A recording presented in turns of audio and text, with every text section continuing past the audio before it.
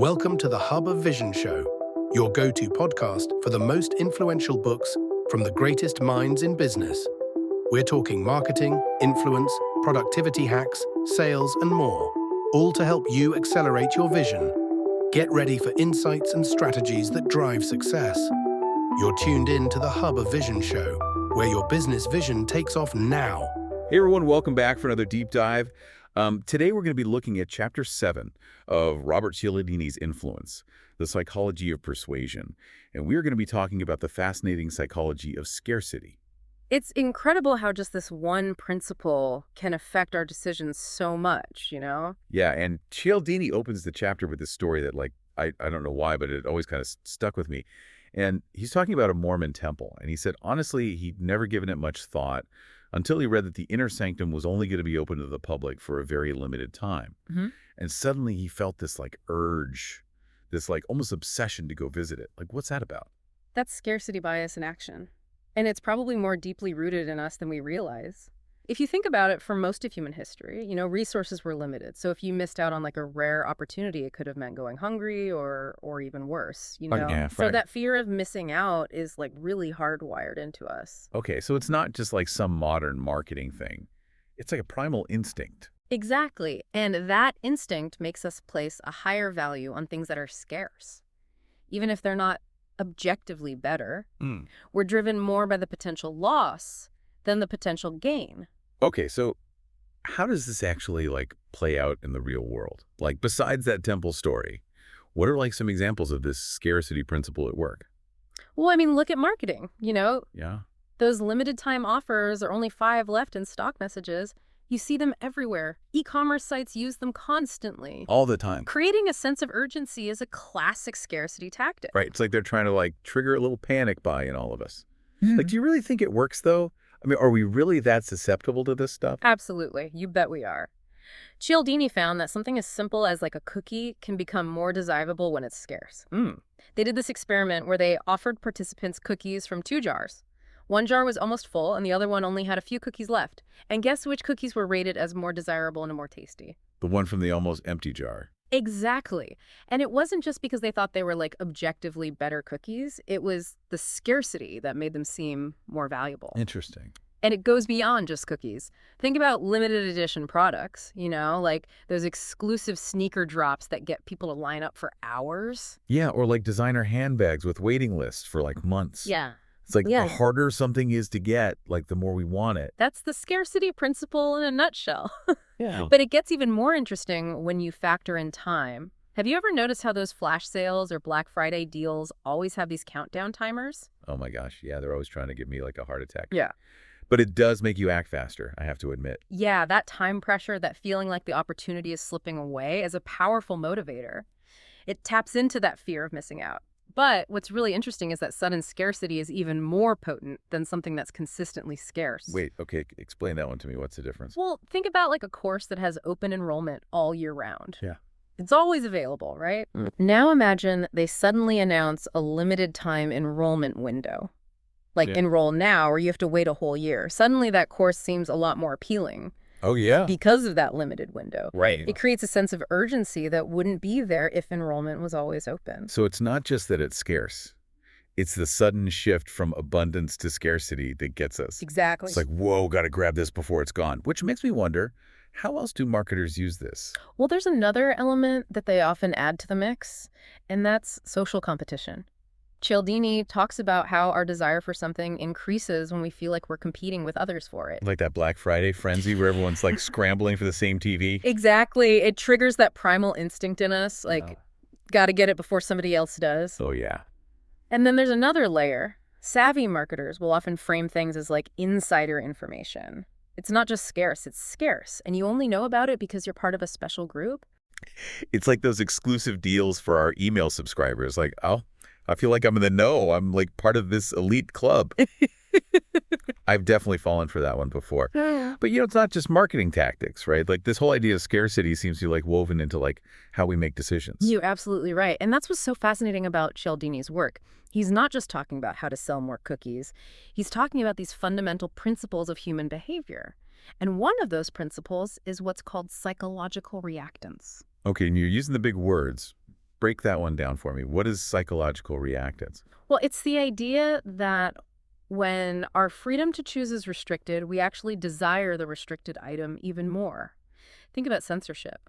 When a book or a movie is banned, it suddenly becomes much more appealing, almost irresistible. Yeah. It's like forbidden fruit syndrome. So you're telling me that telling people they can't have something actually makes them want it more? Exactly. And you see this in marketing all the time. Right. Waitlist, invitation-only access to products or services, when you restrict that initial access, you build anticipation and desire. It's like those pre-launch campaigns where they give a sneak peek to like a select group of people and everyone else is like, oh, I'm missing out. Exactly. It all comes back to that need to have what we can't easily get. And it's not just about material possessions either, you know? Yeah. It applies to time, relationships, experiences, all kinds of things. Okay, now you've got me thinking, this is going way beyond marketing. This is starting to feel existential. It gets pretty deep.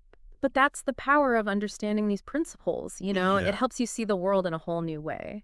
Well, I'm definitely seeing things differently now. Yeah. But before we like spiral down the rabbit hole of existential dread, let's get back to some practical application.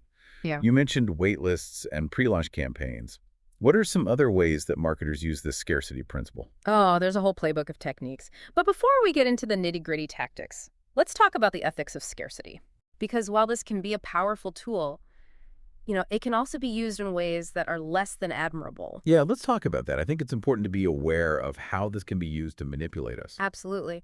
And it's also important for businesses to understand how to use it responsibly, because ultimately authenticity and building trust are key to any successful long-term strategy. Right. Faking scarcity or using it in a manipulative way can backfire. Exactly. So how do we distinguish between ethical and unethical uses of scarcity? What are the red flags we should be looking for? Yeah, it's like anything else. You know, a powerful tool can be used for good or for bad.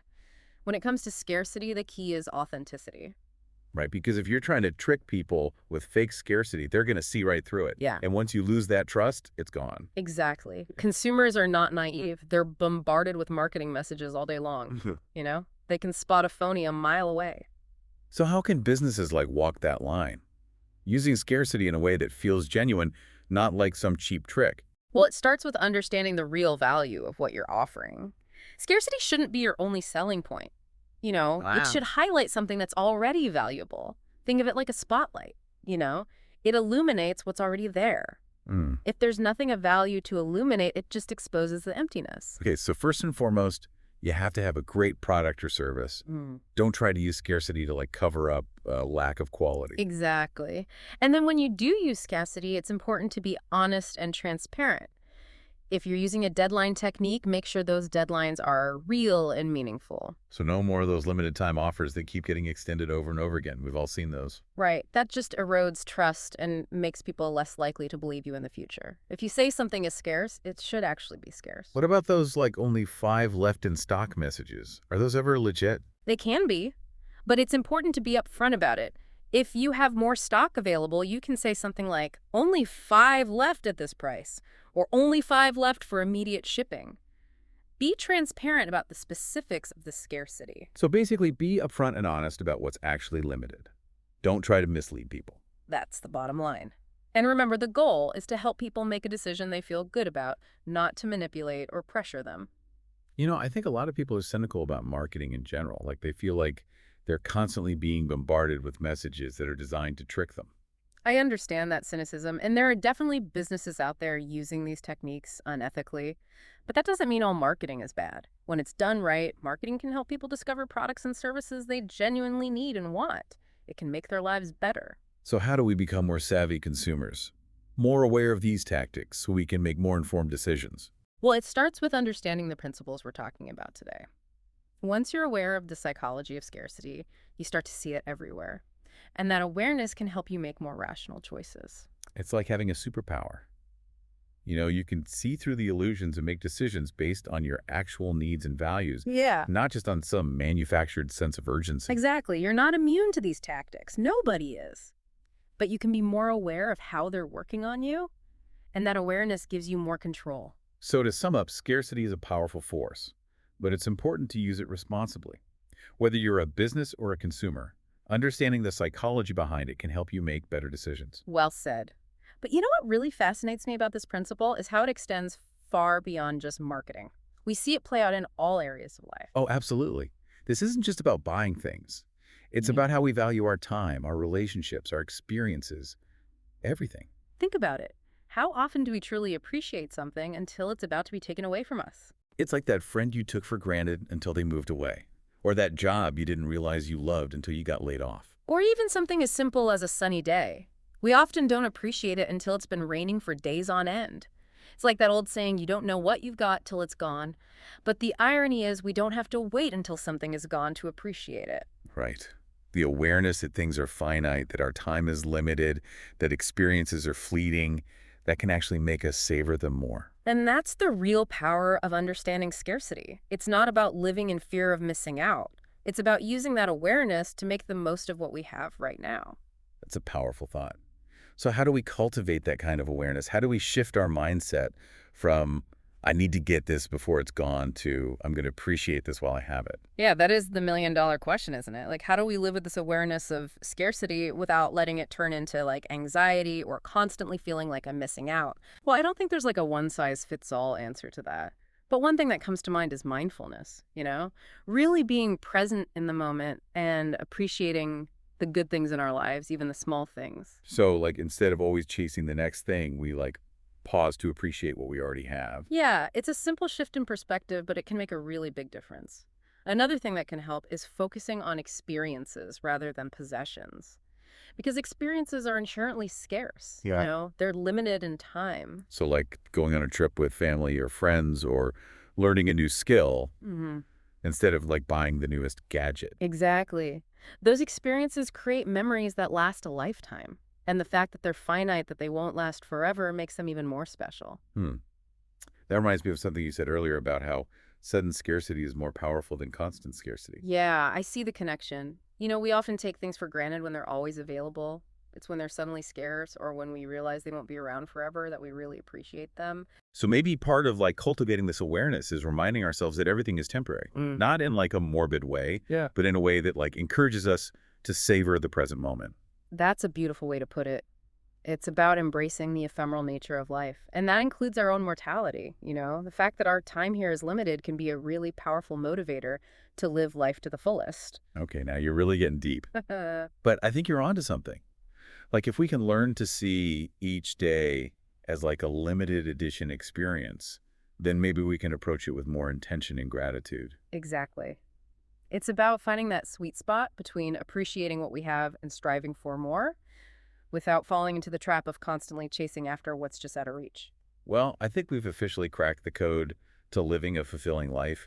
But seriously, this has been such an enlightening conversation. It's amazing how, like, exploring one principle from Cialdini's book can lead to so many insights about human nature and how we make decisions. It's been a pleasure diving into this with you, and I hope our listeners have found it as thought-provoking as we have. If you're interested in learning more, we highly recommend checking out Robert Cialdini's book, Influence: The Psychology of Persuasion. It's a classic for a reason, full of the insights that can help you understand not just marketing, but, like, how your own mind works. And if you're looking for a way to, like, apply what we've talked about today, here's a challenge for you. Pay attention to how the scarcity principle shows up in your own life. Notice how it influences your decisions, big and small. And then ask yourself, am I letting scarcity drive my choices? Or am I making conscious decisions based on what truly matters to me? That's the key, because once you understand the psychology of scarcity, you can start to use it to your advantage instead of letting it use you. Well said. And on that note, we'll leave you to ponder that. Thanks for joining us for another deep dive. Until next time, keep exploring, keep questioning, and keep learning. I hope you're leaving with some powerful takeaways to fuel your success. But don't stop here. Take it to the next level. For more insights, head over to hubofvision.com/podcast, where you'll find illustrations and infographics designed to impact your brain in a whole new way. Visualize your success and absorb these strategies deeper to become the excelling entrepreneur you're meant to be. Visit hubofvision.com/podcast and level up your vision today.